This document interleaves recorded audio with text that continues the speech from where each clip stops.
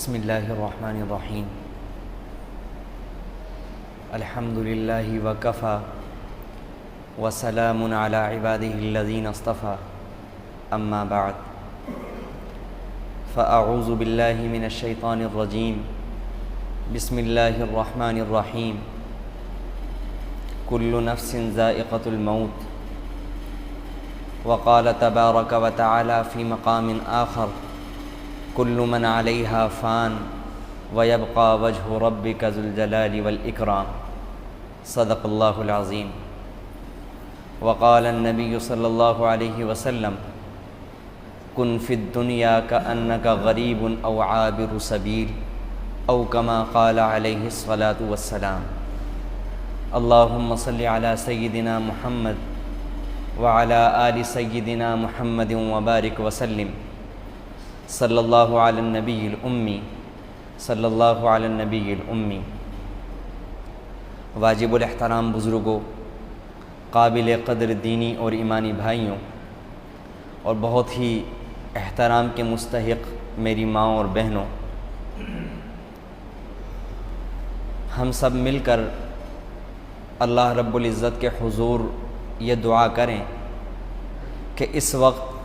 اللہ رب العزت کچھ ایسی باتیں کہنے اور سننے کی توفیق ہمیں مرحمت فرما دیں کہ جن باتوں پر عمل کر کے ہم لوگ آخرت میں فلاح یاب لوگوں میں شامل ہو جائیں۔ میں نے آپ کے سامنے قرآن کریم کی ایک آیت تلاوت کی ہے جس میں اللہ رب العزت نے یہ فرمایا ہے کل نفس ذائقۃ الموت کہ ہر انسان کو موت کا ذائقہ، موت کا مزہ چکھنا پڑے گا۔ اسی تعلق سے چند باتیں آپ حضرات کی خدمت میں عرض کرنے کا ارادہ ہے۔ اس آیت کی تفسیر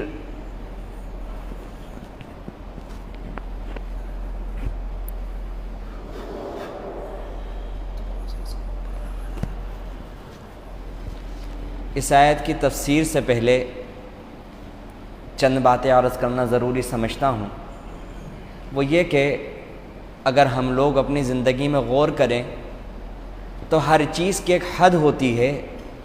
اس متعینہ حد سے وہ چیز کم نہیں ہو،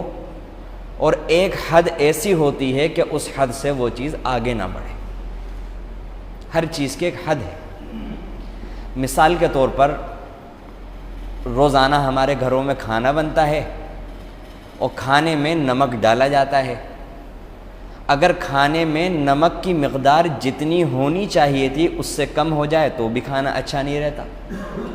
اور اگر وہ مقدار جتنی ہونی چاہیے تھی اس سے کچھ بڑھ جائے تو بھی کھانا بیکار ہو جاتا ہے۔ اسی طرح ہم لوگ چائے پیتے ہیں، چائے میں چینی اور چائے کی پتی کی ضرورت ہوتی ہے، لیکن اگر وہی اپنی متعینہ حد سے، اعتدال سے کم ہو جائے تو وہی چائے بد ذائقہ محسوس ہونے لگتی ہے، اور اگر اپنی حد سے آگے بڑھ جائے تو بھی وہ چائے خراب سمجھی جاتی ہے اور وہ بد ذائقہ لگنے لگتی ہے۔ ان دو مثالوں کے بعد میں یہ عرض کرنا چاہتا ہوں کہ اللہ تعالیٰ نے ہمیں دنیا میں بھیجا، اور اللہ تعالیٰ نے انسان بنایا، ضروریات لگائیں، کھانا پینا، ہنسنا، بولنا، کاروبار کرنا، دنیاوی ضروریات جتنی بھی ہیں وہ سب اللہ تعالیٰ نے ہمارے ساتھ لگائی ہیں۔ تو یہ تو نہیں کہا جا سکتا کہ دنیا میں لگنا اور دنیاوی مشاغل کو انجام دینا، کھانا پینا اور جتنی بھی یہ سب چیزیں ہیں وہ سب بیکار ہیں اور ان میں لگنا فضول کام ہے، یہ تو قطعاً نہیں کہا جا سکتا۔ لیکن جیسا کہ میں نے شروع میں دو مثالیں ذکر کی کہ ہر چیز کی ایک حد ہوتی ہے، اور یہ والی دونوں چیزیں وہ ہیں کہ جو انسان نے بنائی ہیں۔ جب انسان اپنی زندگی میں ایک نظام کے تحت کام کرنا پسند کرتا ہے اور اس نے ہر چیز کی ایک متعینہ حد بنائی ہوئی ہے، تو رب العالمین کا نظام ایسا کیسے ہو سکتا ہے کہ وہ کسی چیز کا کوئی نظام نہ بنائے اور کسی چیز کی کوئی حد متعین نہ کرے؟ پتہ یہ چلا کہ اللہ تعالیٰ نے انسانی زندگی ضروریات کی، انسان کی زندگی میں جو اس کو روزمرہ ضروریات پیش آتی ہیں اس کی بھی کوئی نہ کوئی حد بنائی ہوگی، اور یقینی طور سے بنائی ہے۔ اور وہ حد کون سی ہے؟ اس حد کو واضح کرنے والی چیز قرآن کریم اور اللہ کے نبی صلی اللہ علیہ وسلم کی احادیث ہیں۔ اسی مناسبت سے دو قرآن کریم کی آیتیں آپ کے سامنے تلاوت کی گئی ہیں اور ایک اللہ کے نبی علیہ الصلاۃ والسلام کا فرمان آپ کے سامنے تلاوت کیا گیا ہے۔ وہ کون سی حد ہے کہ جس سے کم نہ ہو؟ اللہ کے نبی علیہ الصلاۃ والسلام کی اگر احادیث میں اور قرآن کی آیات میں غور کریں تو سمجھ میں آئے گا کہ اتنا ہر با اختیار انسان کے ذمے کمانا فرض و ضروری ہے کہ جس سے وہ اپنا پیٹ پال سکے، اپنی ضروریات پوری کر سکے، اور جن لوگوں کے حقوق اس کے ذمے ہیں، ماں باپ کے، یا اگر شادی شدہ ہے تو بیوی کے اور بچوں کے، ان تمام کے حقوق اور ضروریات وہ مکمل کر سکے، اتنا کمانا ہر انسان کے لیے ضروری اور لازم ہے۔ اور باقی اس کے بعد کے جو سارے کے سارے درجات ہیں وہ انسان کے اوپر لازم اور ضروری نہیں ہیں، بلکہ وہ انسان کی اپنی خواہش ہے کہ ایک انسان یہ چاہتا ہے کہ میں اتنا کماؤں تو وہ اتنی کمانے کی کوشش کرتا ہے، ایک انسان یہ چاہتا ہے کہ میرا گھر ایسا ہو تو وہ وہاں تک پہنچنے کے لیے برابر کوششیں کرتا ہے، ایک انسان یہ چاہتا ہے کہ میرا پہننا اور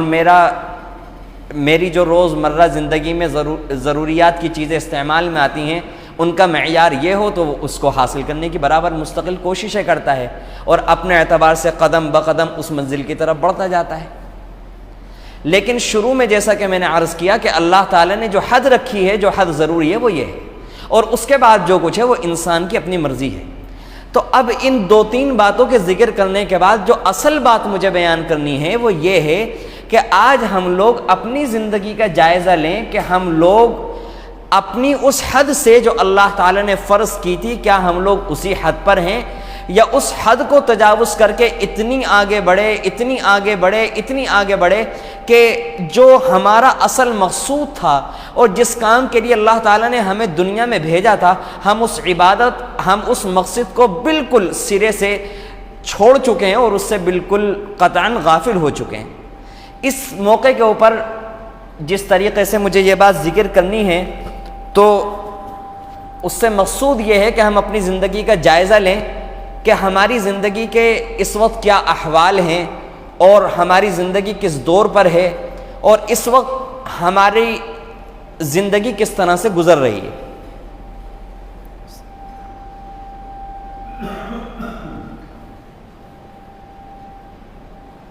اللہ کے نبی علیہ الصلاۃ والسلام نے ارشاد فرمایا کن فی الدنیا کأنک غریب او عابر سبیل، کہ دنیا میں ایسے زندگی گزارو جیسا کہ کوئی اجنبی زندگی گزارا کرتا ہے، او عابر السبیل یا کوئی مسافر زندگی گزارا کرتا ہے۔ اور اللہ تعالیٰ نے یہ جو ہمیں دنیا میں بھیجا ہے تو ہر انسان اس دنیا میں زندگی گزارتے وقت ایک سفر میں ہے، مستقل انسان سفر کر رہا ہے، اور وہ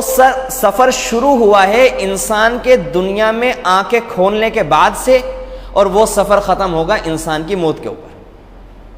ہر انسان سفر کر رہا ہے، ہر اللہ کا بندہ سفر کر رہا ہے، ہر اللہ کی بندی سفر کر رہی ہے۔ اور سفر میں آپ نے یہ دیکھا ہوگا کہ ڈرائیور جب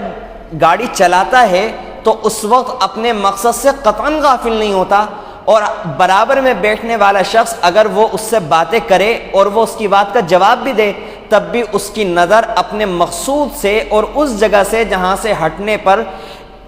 ایکسیڈنٹ ہو جاتا ہے اس جگہ سے ہٹنے کے لیے تیار نہیں ہوتی۔ ایک سمجھدار ڈرائیور وہی سمجھا جاتا ہے۔ اسی طرح سے ایک کامیاب انسان اور ایک کامیاب مسافر اللہ کی نظر میں اور اللہ کے نبی علیہ الصلاۃ والسلام کی نظر میں وہ ہے کہ جو سفر کے دوران اپنی نظر کو دائیں بائیں نہ ہونے دے، اپنی توجہ کو اصل مقصد سے نہ ہٹنے دے۔ اگر اس مسافر کی نظر دائیں بائیں ہوگی، اپنے مقصد سے ہٹے گی تو کچھ نہیں معلوم کہ کب ایکسیڈنٹ ہو جائے۔ تو ہم جب سارے کے سارے لوگ مسافر ہیں اور ہم لوگ سفر کے اندر ہیں اور برابر سفر کر رہے ہیں، تو اس سفر کے دوران اللہ تعالیٰ کے فرمان کے مطابق انا جعلنا ما علی الارض زینۃ لہا لنبلوہم ایہم احسن عملا، اللہ تعالیٰ فرماتے ہیں کہ میرے بندو جب تم دنیا میں سفر کرو گے تو اس سفر کے دوران ہر چیز تمہیں اپنی طرف کھینچے گی۔ انا جعلنا ما علی الارض زینۃ لہا، ہم نے زمین کی پشت کے اوپر جتنی بھی چیزیں بنائی ہیں ان کو مزین کیا، ان کے اندر ایک جاذبیت رکھی، ان کے اندر ایک خوبصورتی رکھی، ان کے اندر کھینچنے والا مادہ رکھا. اور یہ ہم نے کام کیوں کیا؟ لِنَبْلُوَهُمْ أَيُّهُمْ أَحْسَنُ عَمَلًا، تاکہ ہمیں پتہ تو چلے کہ کون اچھے عمل کرے گا، کون ان چیزوں کی زینت، ان چیزوں کی رونق کو دیکھ کر، ان چیزوں کی جاذبیت کو دیکھ کر ان چیزوں میں اتنا مگن ہو جائے گا کہ اپنے مقصد حقیقی سے اور اپنے مالک حقیقی سے غافل ہو جائے گا اور انہی چیزوں میں الجھ کر اپنی ساری زندگی تباہ و برباد کر دے گا. اور کون انسان ایسا ہوگا کہ ان چیزوں کو استعمال کرے گا لیکن استعمال کی حد تک رکھے گا اور اپنے مقصد حقیقی سے غافل نہیں ہوگا. یہ قرآنی آیات کی حقیقت ہیں اور ان امور کی طرف اللہ رب العزت نے اور اللہ کے نبی علیہ الصلوۃ والسلام نے توجہ دلائی. اور آج جو مجھے آپ حضرات کی خدمت میں گزارشات کرنی ہے وہ موت کے تعلق سے کرنی ہے، موت کے تعلق سے. اور یہ موت اللہ تعالیٰ نے ایسی چیز بنائی ہے جو ہمیں ہمارے مقصد کی طرف رہنمائی کرتی ہے اور دنیا کے سارے کام کرتے وقت بھی ہمیں ہمارے مقصد کو بار بار یاد دلاتی رہتی ہے. لیکن آج ہم لوگوں کے اوپر عجیب و غریب غفلت کا سماں ہے، عجیب و غریب غفلت کا دور دورہ ہے کہ روز مرہ ہم لوگ یہ دیکھ رہے ہیں کہ آج وہ ایک اللہ کا بندہ رخصت ہوا، کل دوسرا اللہ کا بندہ رخصت ہوا، لیکن ہماری زندگی میں کوئی تبدیلی آنے کے لیے تیار نہیں ہے. آج ہم تھوڑی دیر کے لیے آنکھیں بند کر کے یا اپنے دل کی طرف توجہ کر کے یہ سوچنے کی کوشش کریں اور یہ تصور کریں کہ آپ میں سے ہر اللہ کے بندے نے یہ نظارہ اور یہ موقع ضرور دیکھا ہوگا زندگی میں ایک نہ ایک مرتبہ کہ کوئی اللہ کا بندہ آخری سفر پر اس کے سامنے رخصت ہوا ہوگا. اس وقت یہ دیکھیں اس کی کیا حالت ہوتی ہے. دنیا میں روز مرہ دیکھیں کہ کتنے بڑے بڑے مالدار جن کے اکاؤنٹ کے اندر لاکھوں اور کروڑوں روپے ہیں، بڑی بڑی فیکٹریوں کے مالک ہیں، بڑے بڑے کاروبار ان کے پاس ہیں، بڑی بڑی گاڑیاں ان کے پاس ہیں، بڑے طاقتور، بڑے لحیم و شہیم، بڑے توانا جسم ان کے. لیکن جب رب العالمین کا پیغام آتا ہے تو اس وقت ہر اللہ کا بندہ اس وقت تصور کرے کہ جس وقت اللہ رب العزت کا پیغام آتا ہے تو وہ بستر پر ایک بے بس انسان کی طرح پڑا ہوا ہوتا ہے. اس وقت کوئی تدبیر کارگر نہیں ہو رہی ہوتی ہے. اس وقت کسی ڈاکٹر کی کوئی تشخیص کام میں نہیں آتی، کوئی دوا کام نہیں آتی، کوئی انجیکشن کام میں نہیں آتا، کسی کا کوئی مشورہ کام نہیں آتا. اور یہ والا وقت ہر انسان کو پیش آنا ہے، ہر اللہ کے بندے اور بندی کو ضرور اور یقینی طور سے پیش آنا ہے. ایک وقت ضرور آئے گا کہ جب ہم بستر پر لاچار پڑے ہوئے ہوں گے، ہاتھ ہلانا چاہیں گے لیکن ہاتھ نہیں ہل سکے گا، زبان ہلانا چاہیں گے لیکن زبان نہیں ہل سکے گی، دماغ پر زور ڈال کر اپنے بچوں سے، اپنی بیوی سے کوئی بات کرنا چاہیں گے لیکن اس وقت زبان ساتھ نہیں دے گی، زبان موٹی ہو چکی ہوگی. ایک وقت آئے گا، اس وقت کچھ لوگ اس انتظام میں لگے ہوئے ہوں گے، اس مشورے میں لگے ہوئے ہوں گے کہ ان کو کون سے ہاسپٹل کے اندر لے جایا جائے. کچھ لوگوں کی یہ آواز ہمارے کانوں میں پڑ رہی ہوگی کہ زمزم لایا جائے، اور کچھ لوگ اس انتظام میں لگے ہوئے ہوں گے کہ کسی اللہ کے بندے یا بندی کو بلایا جائے اور وہ سورہ یاسین پڑھ کر سنائے. غرض ایک عجیب و غریب طوفان کھڑا ہوا ہوگا اور کوئی اپنی رائے کے مطابق کوئی کچھ کر رہا ہوگا اور کوئی کچھ کر رہا ہوگا. اور یہ والا اللہ کا بندہ عجیب و غریب کشمکش میں، کیونکہ اس کے سامنے وہ والے حالات شروع ہو گئے کہ جن حالات کی اس نے قطعاً تیاری نہیں کی تھی، جن حالات سے تو یکسر غافل تھا اور اس امید میں تھا، اس خوش فہمی میں تھا کہ آج نہیں کل کر لوں گا، آج نہیں کل کر لوں گا، آج نہیں کل کر لوں گا، حتیٰ کہ وہ والی کل آ گئی اور اب اس کے پاس کوئی تیاری نہیں ہے، کوئی اس کے پاس اس سفر کے لیے کوئی خرچ نہیں ہے، کوئی سواری کا انتظام نہیں ہے اور کوئی توشہ سفر اس کے پاس قطعاً نہیں ہے.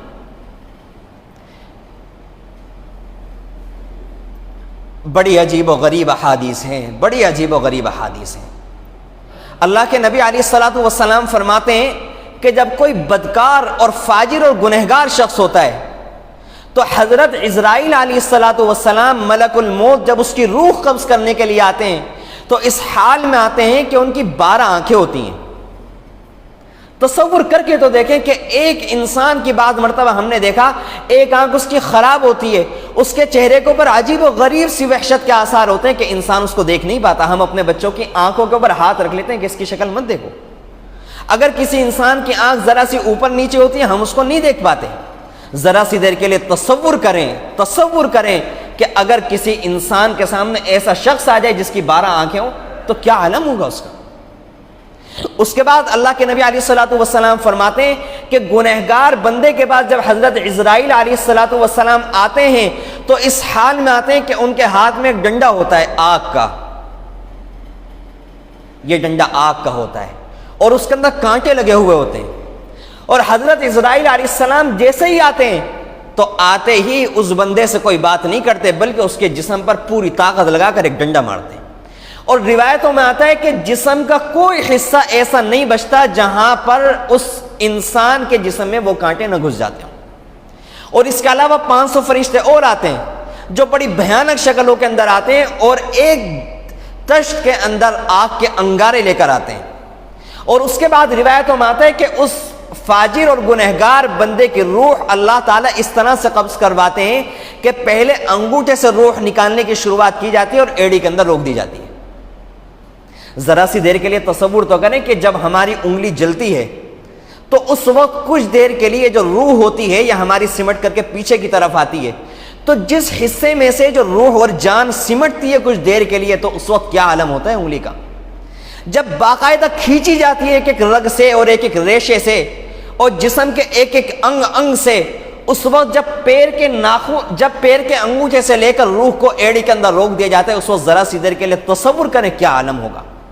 اس کے بعد فرشتے اس کو اور زیادہ تکلیف کے اندر مبتلا کرتے ہیں اور پھر وہاں سے روح چلا کر گھٹنے میں روکتے ہیں اور پھر اس کو مزید تکلیف دی جاتی ہے، اور پھر گھٹنے سے چلا کر سینے کے اندر روکی جاتی ہے، پھر اس کو مزید تکلیف دے دی جاتی ہے۔ پھر اس کے بعد یہ کہا جاتا ہے کہ ایک تشت اس کے منہ کے قریب لگائی جاتی ہے اور یہ کہا جاتا ہے کہ اے بدبخت روح نکل اور اس جہنم کی طرف چل کہ جس کا اللہ تعالیٰ نے تجھ سے وعدہ کیا تھا کہ اگر تو نے ایسی زندگی نہیں گزاری تو تجھے جہنم میں داخل کیا جائے گا۔ میرے پیارو، بڑا سنگین مسئلہ ہے، بڑا سنگین مسئلہ ہے، بڑا سنگین مسئلہ ہے۔ ہر اللہ کے بندے کو جانا ہے، ہر اللہ کے بندے کو جانا ہے۔ پھر وہ کپڑے جو جس سے المانیاں بھری پڑی ہوئی تھی، سینکڑوں قسم کے کپڑے تھے، اس دن وہ سارے کے سارے کپڑے اتارے جائیں گے، سارے کپڑے اتارے جائیں گے۔ ہاتھوں کی انگلیوں میں سے انگوٹھیاں اتار لی جائیں گی، ہاتھ میں سے گھڑی بھی اتار لی جائے گی، اور وہ کپڑے اگر اتارے نہیں جائیں گے تو کوئی بندہ زحمت نہیں کرے گا اتارنے کی، بلکہ ان کپڑوں کو قینچی سے کاٹ کر کے جسم سے جدا کر دیا جائے گا۔ اور پھر اس کے بعد بڑے سے بڑا کروڑ پتی ہو، فیکٹری کا مالک ہو، کچھ بھی ہو، ایک غریب مزدور ہو، وہی کفن جو عام مسلمانوں کو دیا جاتا ہے وہی کفن پہنایا جائے گا۔ یہ میرے اور آپ میں سے ہر کسی کے ساتھ ہونا ہے۔ اس کے بعد ناک میں روئی ٹھوس دی جائے گی، اس جبڑے کو ایک کپڑے سے کھینچ کر باندھ دیا جائے گا۔ اس کے بعد آنکھیں بند کر دی جائیں گی۔ کوئی سرہانے کھڑا ہوا رو رہا ہوگا، کوئی کچھ بات کر رہا ہوگا، کوئی کچھ بات کر رہا ہوگا، لیکن کام تو ہو چکا، جو اللہ کا حکم تو وہ پورا ہو چکا۔ اس کے بعد کسی کا انتظام کیا جائے گا اور ایک اللہ کا بندہ چند لوگوں کی مدد سے غسل دے دے گا، اور جس طرح سے اس کو منظور ہوگا اس کا دل چاہے گا۔ ایک بے بس لاش جو ہوتی ہے اور جو جنازے کی حالت ہوتی ہے کہ انسان کچھ بھی نہیں کر سکے گا، یہ تک نہیں بتا سکے گا کہ میرے جسم کے اس حصے پر غلاظت لگی ہوئی ہے، مجھے یہاں سے کچھ نہیں۔ ایک عجیب و غریب، کبھی تصور کیا کریں، دیکھا کریں غسل ہوتے وقت، غسل دینے کی کوشش کیا کریں اور اپنے نفس کو مخاطب کیا کریں کہ ایک دن یہی حال ہمارا ہونا ہے، یقینی طور سے ہونا ہے۔ اس کے بعد ہمارے رشتہ داروں میں سے، ہمارے ملنے جلنے والوں میں بڑی بے رخی کے ساتھ ہمیں لوگ اٹھائیں گے اور کلمہ پڑھنے کے ساتھ وہی والی مسیری کہ جس میں سارے کالے گورے، مرد عورت، ہر غریب مالدار، وہی محلے کی ہماری مسیری، وہی محلے کا ہمارا تختہ جس پر سالوں سے سب لوگ نہلائے جا رہے ہیں، کوئی امتیاز نہیں، ہمیں اسی پر نہلایا جائے گا، اور اسی مسیری کے اوپر رکھ کر چند ہمارے احباب، چند ہمارے رشتہ دار ہمیں ہماری اصلی منزل یعنی قبر کی طرف لے چلیں گے۔ اور پھر ایک موقع آئے گا کہ ہماری اولاد، ہمارے بھائی اور ہمارے چچا، ہمارے محرم اور قریبی رشتہ دار کہ جن کے لیے ہم جان دینے کے لیے تیار ہوتے تھے، جن کے لیے ہم جان لینے کے لیے تیار ہوتے تھے، جن کے ساتھ ہماری ہر قسم کے شب و روز گزرے تھے، ہر اچھے برے حالات گزرے تھے، آج وہی رشتہ دار بڑی بے رخی کے ساتھ ہمیں قبر میں اتاریں گے، اور قبر میں اتار کر آخری مرتبہ الوداع کہنے کے بعد منہا خلقناکم وفیہا نعیدکم ومنہا نخرجکم تارۃ اخری کہہ کر ہمارے منہ پر مٹی بھر کر، ہمارے منہ پر مٹی کو مار کر اور منو مٹی کے اندر دبا کر، اندھیروں کے اندر دبا کر، اتنے بھاری بوجھ کے اندر دبا کر بڑی بے دردی کے ساتھ بزبان حال یہ کہہ کر آ جائیں گے کہ جتنا ہم کر سکتے تھے ہم نے تمہارا ساتھ دیا، اب آ کے آپ جانو اور آپ کے اعمال جانو۔ میرے پیارو، یاد کریں اللہ کے نبی علیہ الصلوۃ والسلام نے فرمایا ہے کہ قبر انسان کو جس حصے کے اندر انسان کو جانا ہے وہ حصہ روزانہ انسان کو یاد کرتا ہے اور پکارتا ہے اور کہتا ہے کہ اے ابن آدم، اے انسان، مجھ سے غافل نہ ہونا، میں تنہائی کا گھر ہوں، میں تنہائی کا گھر ہوں، میرے یہاں تمہیں کوئی مونس نہیں ملے گا، کوئی غم گسار نہیں ملے گا، مجھے یاد رکھنا میں اندھیروں کا گھر ہوں۔ آج ہم لوگ اپنی حالتوں کا غور کریں کہ اگر لائٹ چلی جائے تو ہم سے 5 منٹ بغیر لائٹ کے نہیں رہا جاتا۔ قبر میں کیا عالم ہوگا؟ وہاں پر کوئی پنکھا نہیں ہوگا، کوئی ایئر کنڈیشن نہیں ہوگا، وہاں پر کوئی اجالے کے لیے ایک موم بتی تک کا انتظام نہیں ہوگا، ذرا سی بھی روشنی نہیں ہوگی۔ وہاں پر اگر روشنی ہوگی تو نماز کے ذریعے سے روشنی ہوگی، قرآن کی تلاوت کے ذریعے سے روشنی ہوگی، اللہ کے احکامات کو پورے کرنے کے ذریعے سے روشنی ہوگی۔ قبر کہتی ہے میں کیڑوں کا گھر ہوں۔ آج ہم اپنے چہروں کو دیکھیں کہ اگر ہمارے چہرے کے اوپر ایک چینٹی چڑھ جاتی ہے تو ہم فوراً جھٹکتے ہیں، ہمارے کپڑے کے اوپر ایک کیچڑ کی چھینٹ آ جاتی ہے ہم بےتاب ہو جاتے ہیں، وہ برداشت کرنے کے لیے تیار نہیں ہوتے۔ ایک وقت آئے گا کہ ہزاروں کی تعداد میں ہمارے جسم کے اوپر کیڑے چلیں گے اور ہم بے بس ہوں گے، اتنا بھی نہیں کر سکیں گے کہ ان کیڑوں کو جھٹک سکیں۔ قبر کہتی ہے کہ جب میرے ذمے کوئی انسان لگایا جاتا ہے اور میرے حوالے کیا جاتا ہے، میں خون چوس لیتی ہوں، یاد رکھنا، میں جوڑ کو جوڑ سے جدا کر دیتی ہوں، میں جوڑ کو جوڑ سے جدا کر دیتی ہوں، اور مجھے یاد رکھنا ابن آدم، مجھ سے غافل نہ ہونا، مجھ سے غافل نہ ہونا۔ بڑے خوش نصیب ہیں اللہ کے وہ بندے کہ جو دوسروں کے انجام سے خود عبرت حاصل کر لیتے ہیں، اور اللہ کا نظام بھی یہی ہے۔ اللہ تعالیٰ یہی چاہتے ہیں کہ جب کوئی اللہ کا بندہ یا اللہ کی بندی اپنے رشتہ داروں میں، اپنے محلے میں، اپنے ملنے جلنے والے میں کسی کو دیکھے کہ وہ دنیا سے رخصت ہو رہا ہے اور دنیا سے جا رہا ہے تو وہ اپنے انجام کو یاد کرے اور اس بات کو یاد رکھے کہ ایک نہ ایک دن مجھے بھی دنیا سے جانا ہے۔ کتنے سارے لوگوں کو، اپنے ساتھیوں کو دیکھیں، تصور کریں اور یہ یاد کریں کہ وہ بھی ہماری طرح نوجوان تھے، بڑے توانا تھے، بڑے تندرست تھے۔ آج کہاں ہیں ان کے کان؟ آج کہاں گئی ان کی خوبصورت آنکھیں؟ آج کہاں ہیں ان کی جوانیاں؟ آج کہاں ہیں ان کی طاقتیں؟ آج کہاں ہیں ان کی باریک باریک آوازیں؟ اور آج کہاں ہیں ان کی شب و روز کے افعال و اعمال؟ اور کہاں ہیں آج ان کے بڑے بڑے دعوے؟ اور کہاں ہیں آج ان کے بڑے بڑے ارادے؟ اور کہاں ہیں آج ان کے بڑے بڑے عزائم؟ سارے کے سارے مٹی میں چلے گئے۔ تصور کریں کہ آج جو بندے، جو ہمارے رشتہ دار دنیا سے رخصت ہو چکے، کسی کا سر الگ پڑا ہوا ہوگا، بال الگ پڑے ہوئے ہوں گے، یہ کان جن سے گانے سنا کرتے تھے، جن سے الٹی سیدھی باتیں سنا کرتے تھے، قبر نے آج ان کو الگ کر کے پھینک دیا۔ یہ دانت جن سے الٹی سیدھی چیزیں، ناجائز اور حرام چیزیں کھایا کرتے تھے، آج قبر نے ان میں سے ایک ایک کو الگ کر کے پھینک دیا۔ یہ زبان جو ہر وقت گالی گلوچ میں رہا کرتی تھی، جو گانے میں رہا کرتی تھی، جو چغلیاں اور غیبتیں کرنے میں رہا کرتی تھی، آج قبر نے اس کا بھی برا حال کر دیا، غرض یہ کہ پورے جسم کو فنا کر کے رکھ دیا۔ بس اتنی سی عاجزانہ درخواست ہے کہ ہر اللہ کا بندہ اپنی زندگی پر غور کرے، ہر اللہ کا بندہ اپنی زندگی کے اوپر غور کرے کہ ایک دن مجھے جانا ہے۔ کن فی الدنیا کانک غریب و عابر السبیل۔ مسافر سفر میں صرف ضروری سامان رکھتا ہے، فالتو کی چیزیں نہیں رکھا کرتا۔ دنیا میں ہمیں رہنا ہے، دنیاوی ضروریات میں بھی لگنا ہے، کمانا بھی ہے، ہنسنا بھی ہے، بات چیت بھی کرنی ہے، دوستوں سے بھی ملنا ہے، رشتہ داروں سے ملاقاتیں بھی کرنی ہے، لیکن اتنا ان چیزوں میں نہیں الجھنا کہ اپنی آخری منزل قبر کو بھول جائیں اور پھر جب وہاں جائیں تو قبر ہمارا برا حال کرے۔ اللہ تعالی ہمیں مرنے سے پہلے تیاری کرنے کی توفیق نصیب فرمائے۔ اللہ تعالی قبر کی ہولناکیوں سے ہماری حفاظت فرمائے۔ رب کریم ہمیں سچی پکی توبہ نصیب فرمائے۔ رب کریم ہمارے تمام گناہوں کو معاف